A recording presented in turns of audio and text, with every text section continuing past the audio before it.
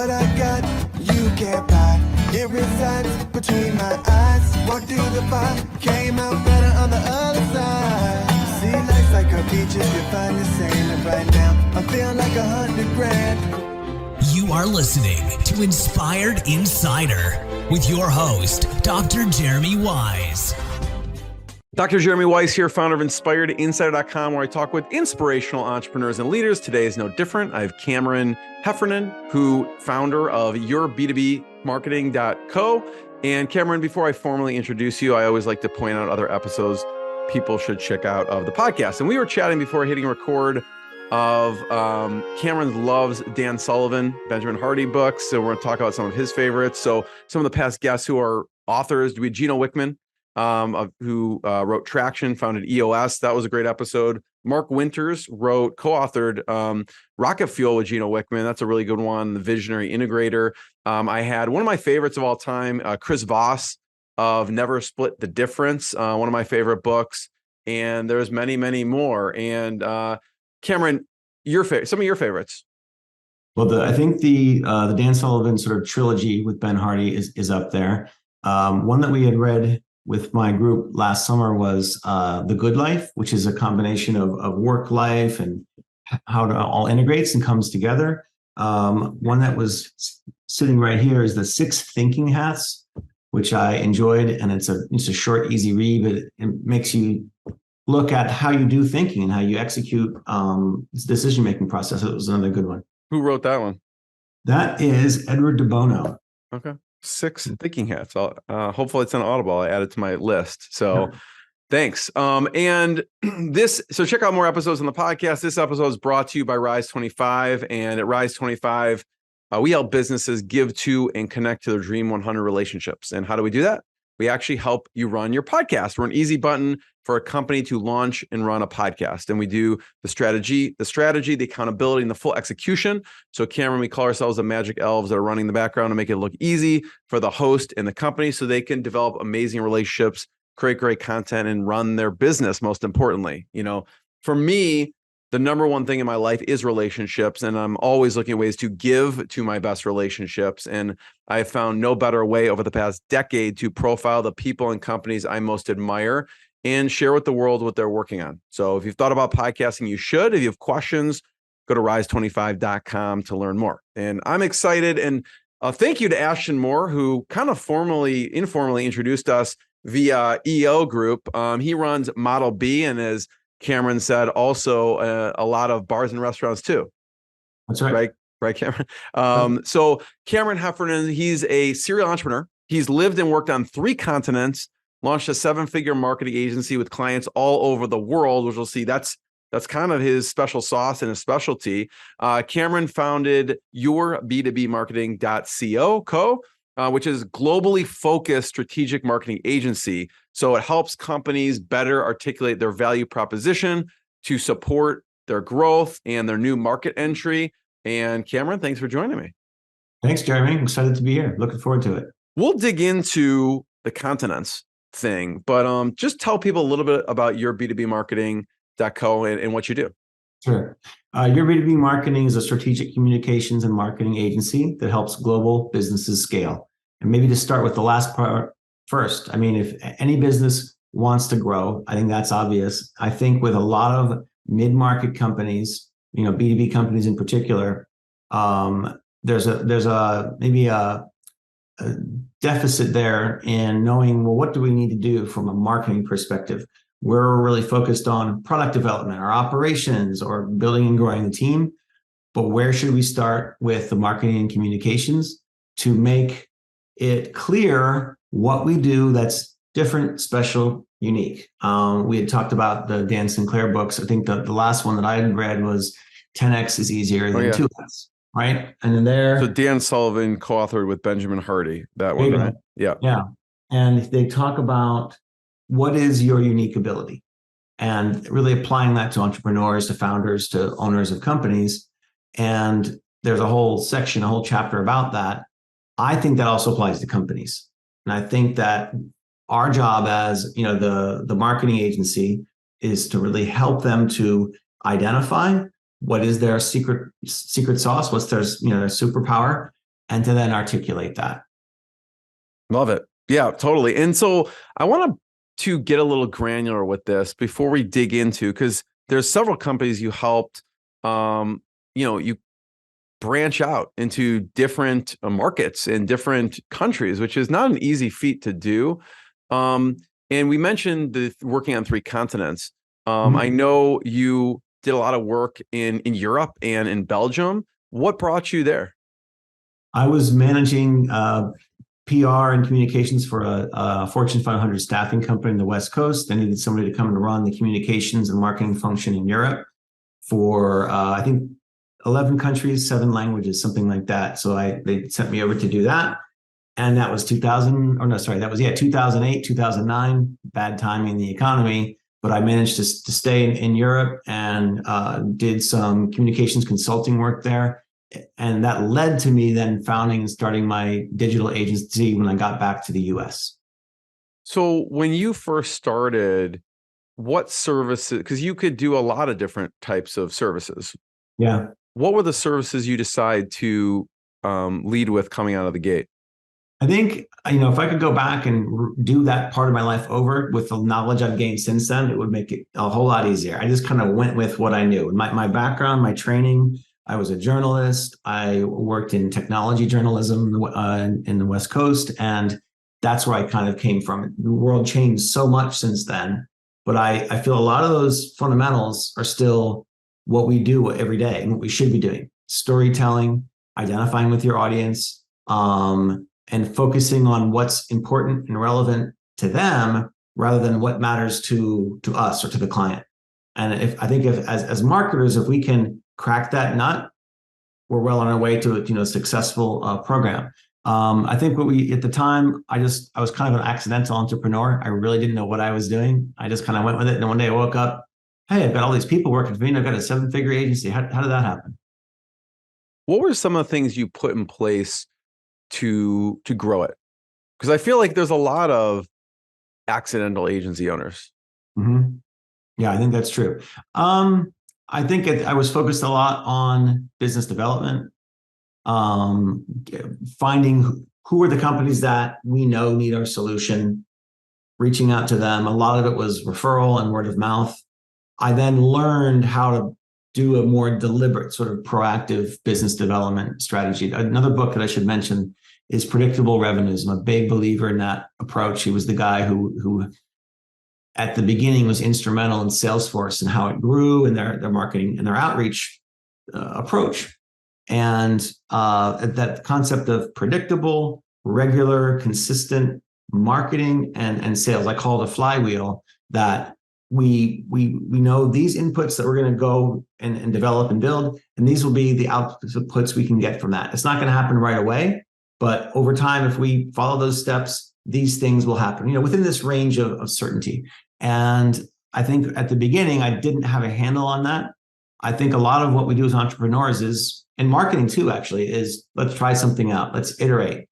Let's see what works. In the 10x is easier than 2x book, they talk a lot about the courage to fail, to try things. And, entrepreneurs gain a lot of battle scars from things that they did and didn't work out. And how many things that we've, rather than seeing that as a failure and a flop, and I should not be doing this, as an incentive to, hey, that's a great learning experience.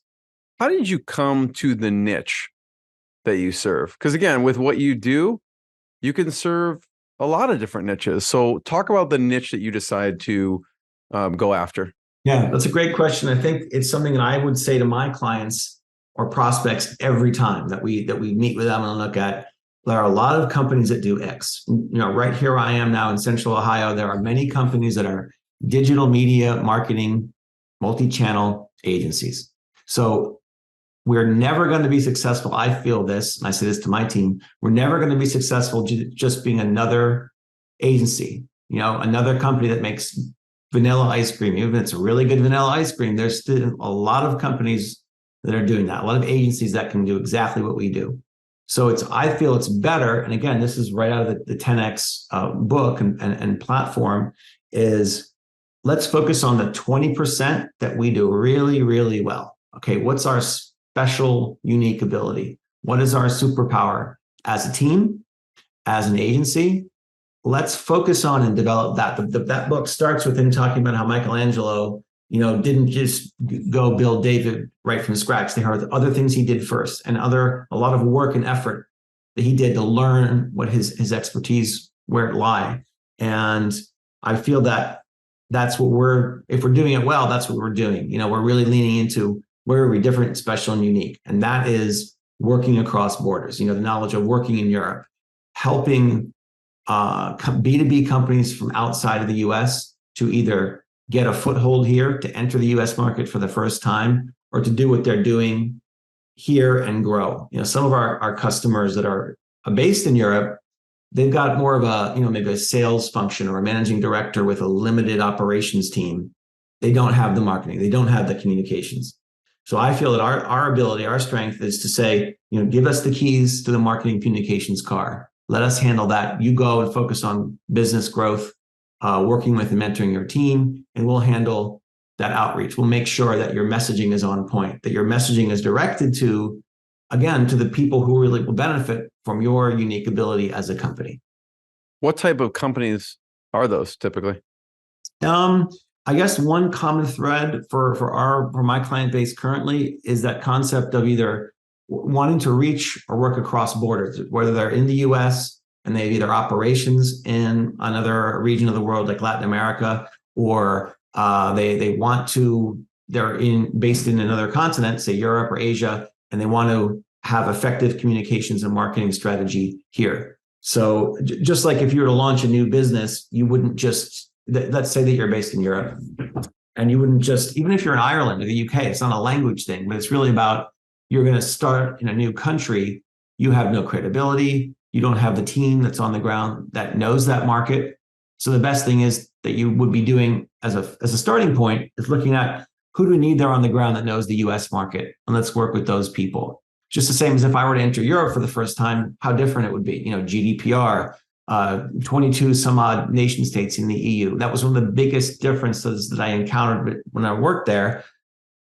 Right from the outset are the languages, right? Belgium alone is the size of Maryland. It's a tiny country, but they have 3 official languages there, okay? And one of the reasons I was brought over because my English communication skills, which isn't really enough to build a career on in this country, but I think it was essential to languages there are something you have to deal with right out of the gate, and not something that we're used to here, unless you're in a specialized business or a bilingual kind of business. It's not something you have to navigate. There, it's clear from the outset. When you describe it, for some reason, it pops in my head that it's a lot of manufacturers that would move. Is that accurate? And are there other types of genres of business that you tend to work with that are moving, going international?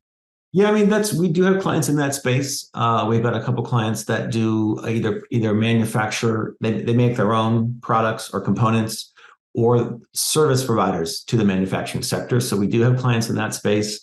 Pharmaceuticals as well. We've done work there with clients that do contract drug manufacturing, which is still another side of manufacturing, not the same as industrial manufacturing, but that concept of a product. With the services providers, I still feel that with those kinds of companies, the challenge is more because you don't actually make anything. So your content, your marketing, your programs, your campaigns need to be related to the value add that you bring, your knowledge, your thought leadership, talking about trends.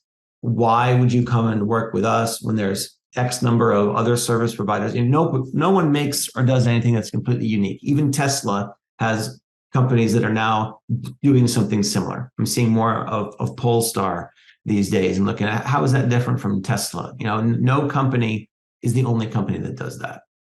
What are some, I'm sure that people come to you and some are proactive and some are not proactive, and they've tried going into these markets and it's not worked. So what are some of the mistakes you have seen that people make when they try to go international?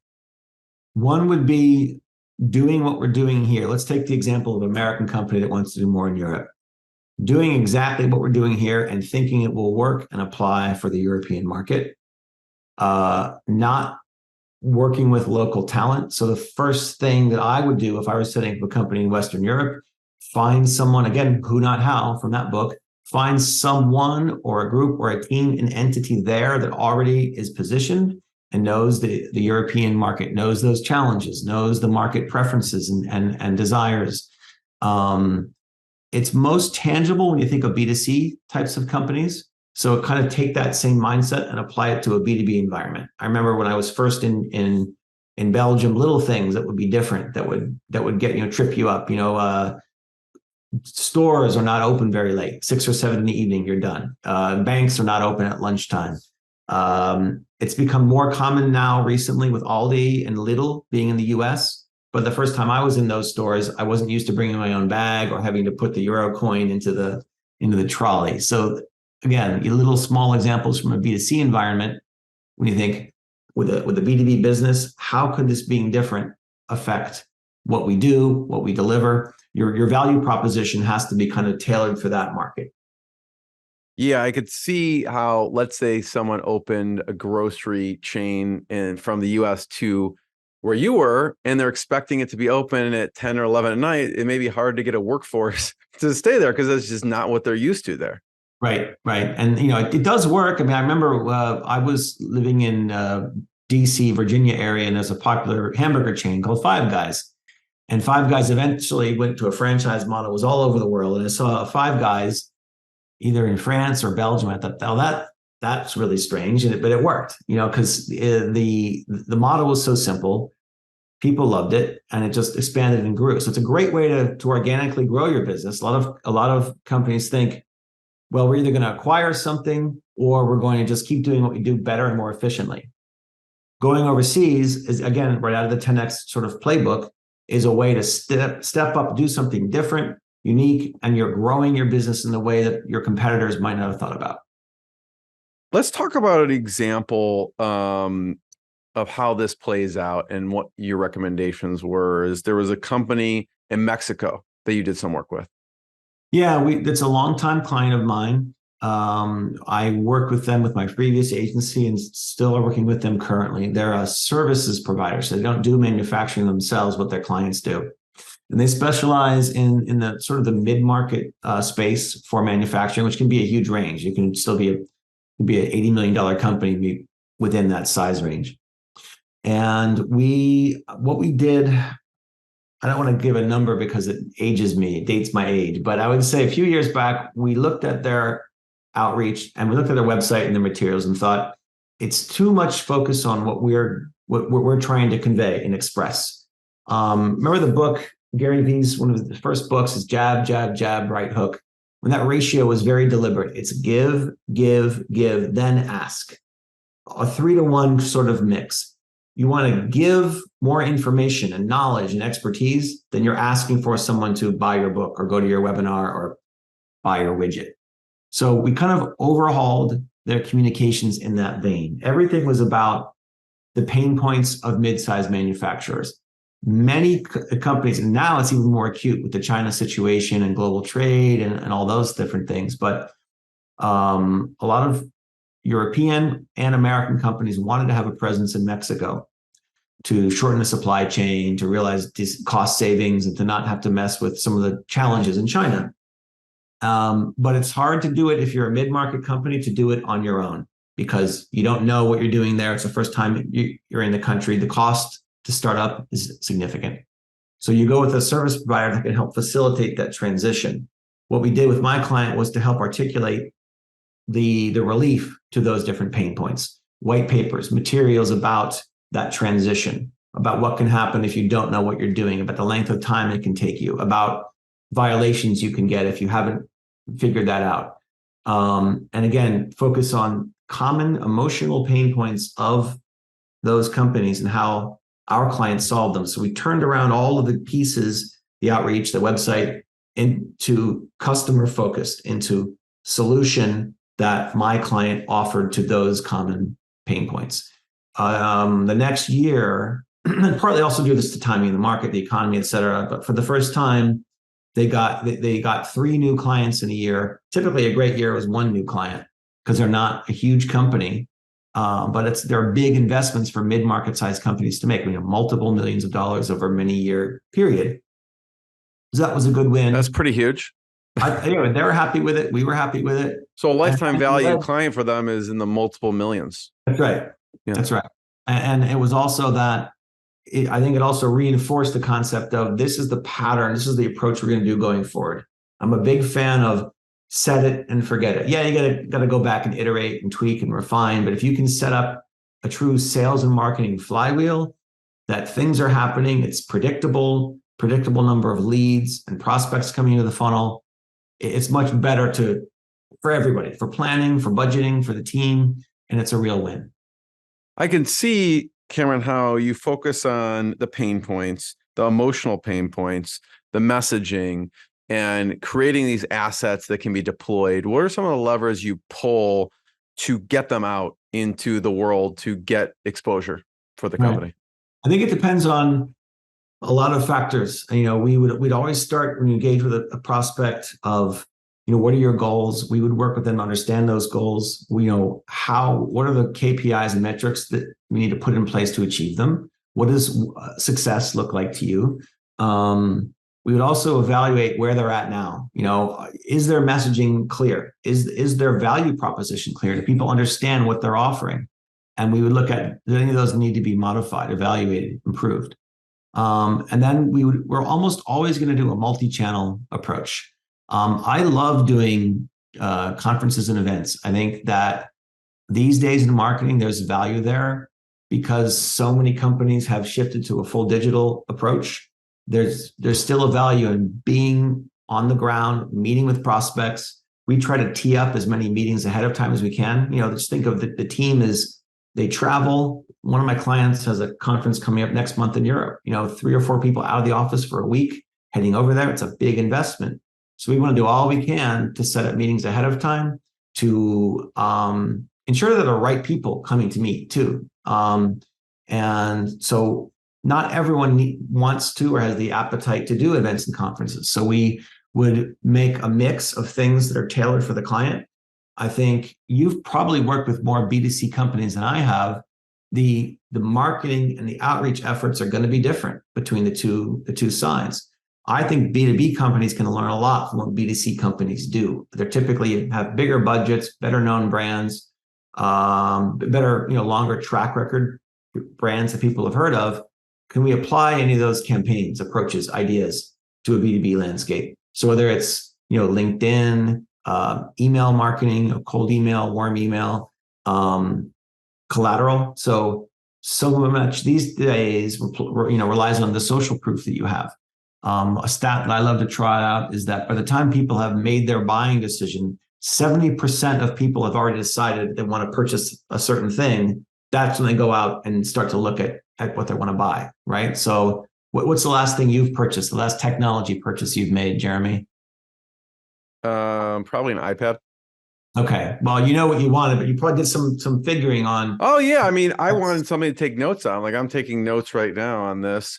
And I'm a high fact finder. So I actually looked at a bunch of options, not just an iPad, which is the Remarkable. People recommend the Remarkable and some other stuff. But I went with the iPad and the Apple Pen. So yeah, I've got an Apple Pen. I've got the same device. I'm nerdy about this stuff. I'll spend time just poring over. My son just bought some not AirPods, but they were JBL sort of competitor. Let's try those out. If you lose them, it's not as costly. We did research. We spent time on it. And I think companies that don't consider that, or they have almost a non-existent, digital footprint, or the website that doesn't really convey what they do, are, they're doing themselves a disservice. 100%. You mentioned conferences and events. I'm sure you do a lot of advising on that realm. What are some of the mistakes people make that people who work with you probably you help them navigate around those, but that you've seen people make over and over again when doing those, because it is a big investment? Yeah, I think that's a good question. Assuming that people understand what you do and what your value proposition is.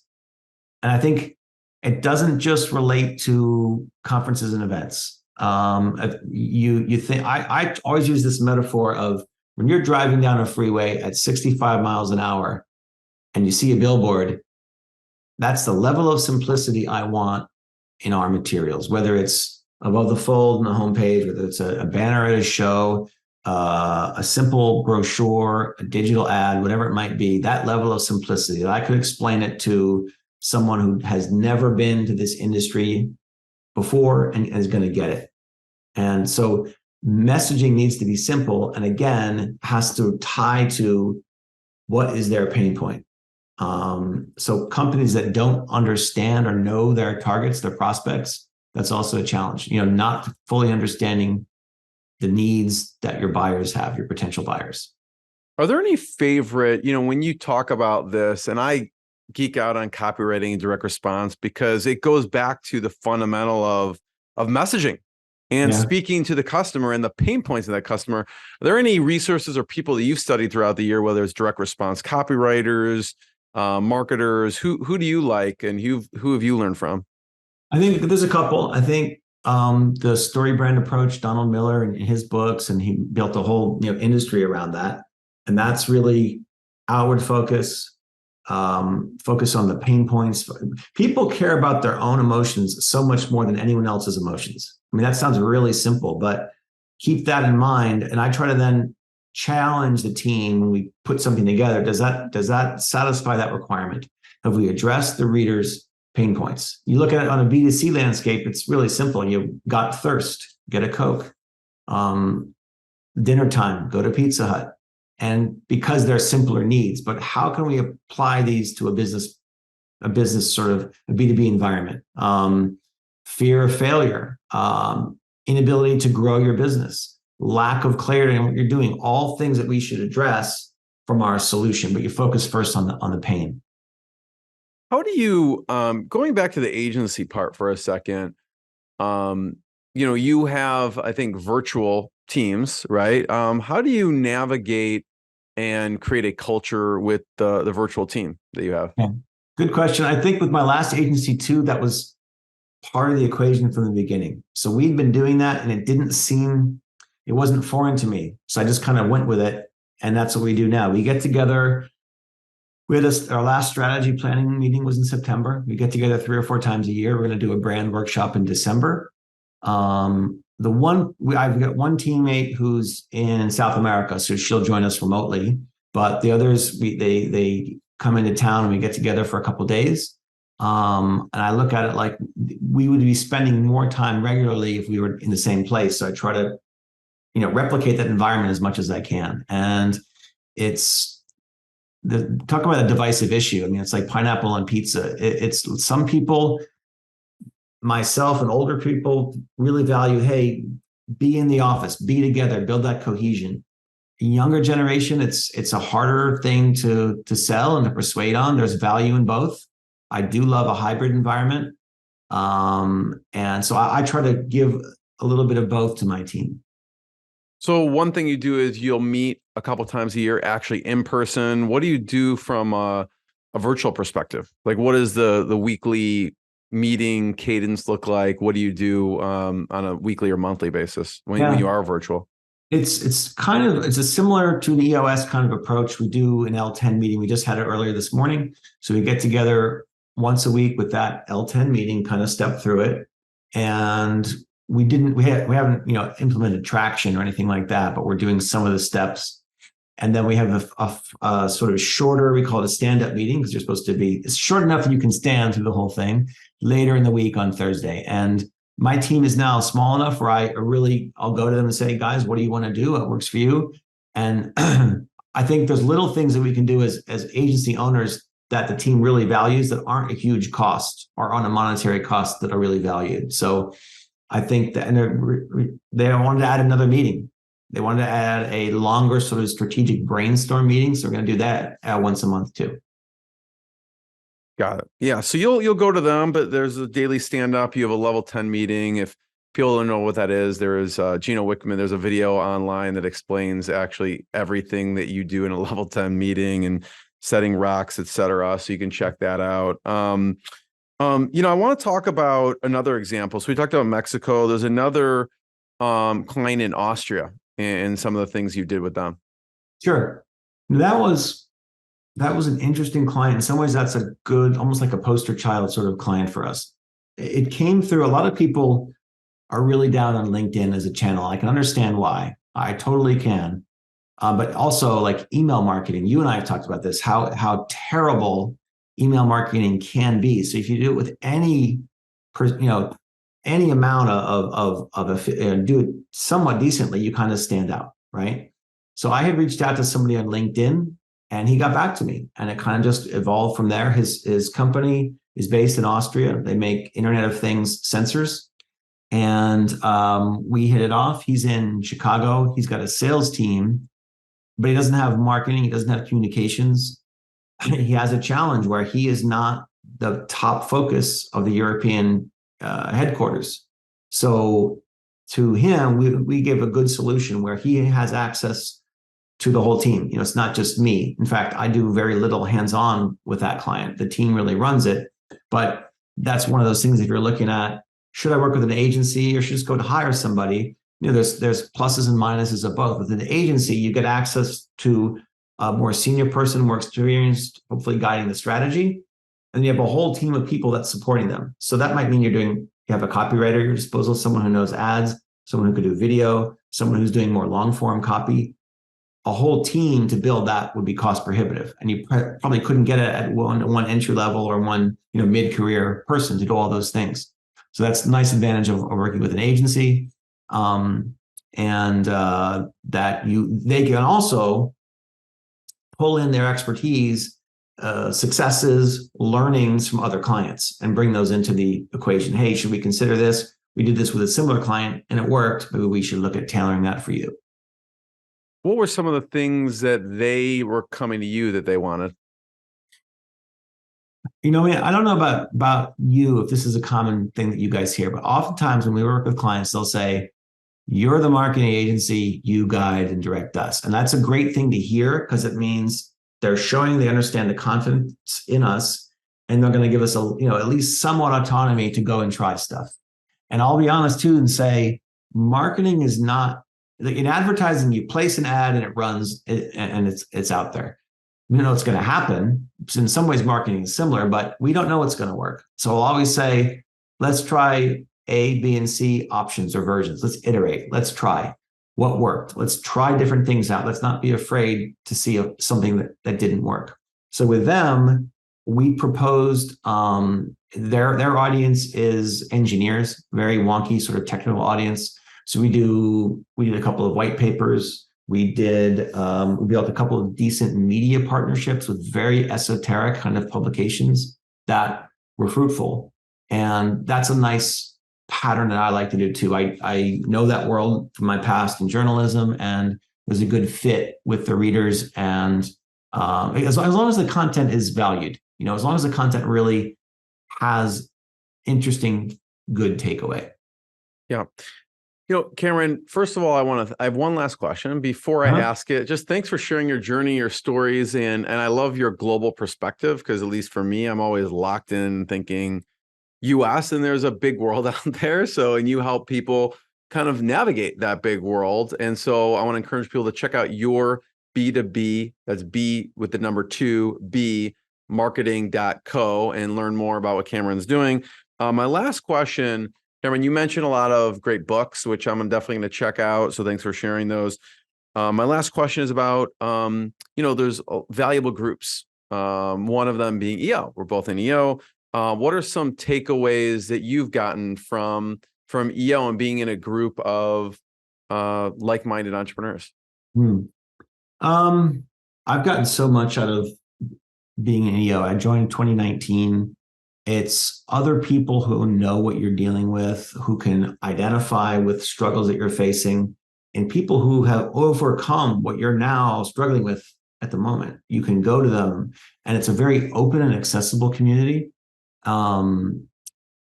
It's a great way to get insights or suggestions or tips. People in EO don't give advice. It's about sharing experiences. So I've seen that this has worked. I have seen that didn't work. Yes, you can get new business from it, but it's not about that. It's about a community that understands where you're coming from, can help each other out, and sort of has been there before. So I found it a fantastic learning experience. I think in the last couple of years, I've really committed to ongoing learning. You're always got to be focusing and iterating and improving and trying to do better. Love it. Cameron, I want to be the first one to thank you. Everyone check out your b2bmarketing.co and more episodes of the podcast. And thanks, Cameron. Thanks, everyone. Thank you, Jeremy. Really appreciate your time. Thanks a lot. What I got, you can't buy. It resides between my eyes. Walked through the fire, came out better on the other side. See, life's like a beach if you find the sailing right now. I feel like $100 grand.